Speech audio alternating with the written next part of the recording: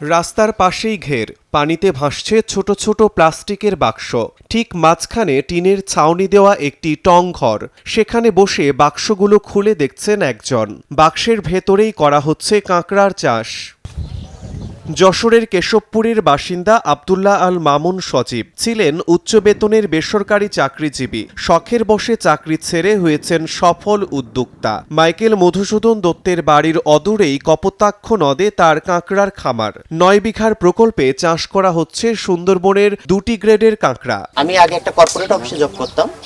আমি যমুনা গ্রুপে এক্সিকিউটিভ হিসেবে ছিলাম। আমি 2014-15-16 3 বছর চাকরি করার পর আমার পদোন্নতি হয়।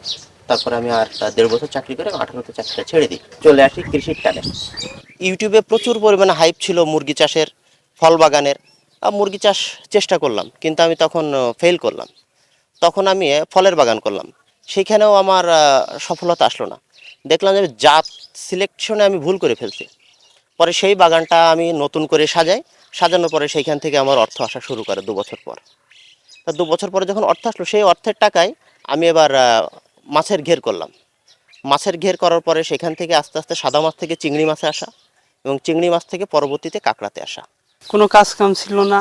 সজীব আঙ্কেল এই ফার্মটা করার পর থেকে আমাদের বেকারত্ব দূর হয়েছে। অনেকে স্টুডেন্ট এখানে কাজকাম করতে পারতেছে। বউ বাচ্চা রেখে আমি ইটের ভাটায় চলে যাচ্ছিলাম। ইটের ভাটায় এখন আর যা লাগে না। বাড়ির পাশে একটা প্রজেক্ট হয়েছে কাঁকড়া পাশায়, এই জায়গায় আমি কাজকাম করি। ভালো সুন্দরভাবে আমার সংসারটা চলতেছে এখন। খামারের 5 বিঘায় সফট সেল কাঁকড়া এবং 4 বিঘায় হার্ড সেল কাঁকড়া চাষ করছেন সজীব। এই কাঁকড়া যাচ্ছে দেশের বেশ কিছু 5 তারকা হোটেলে। পাশাপাশি রফতানি করা হচ্ছে অস্ট্রেলিয়া, চীন, মালয়েশিয়া ও জাপানের মতো বিভিন্ন দেশেও। সময় সংবাদ, যশোর।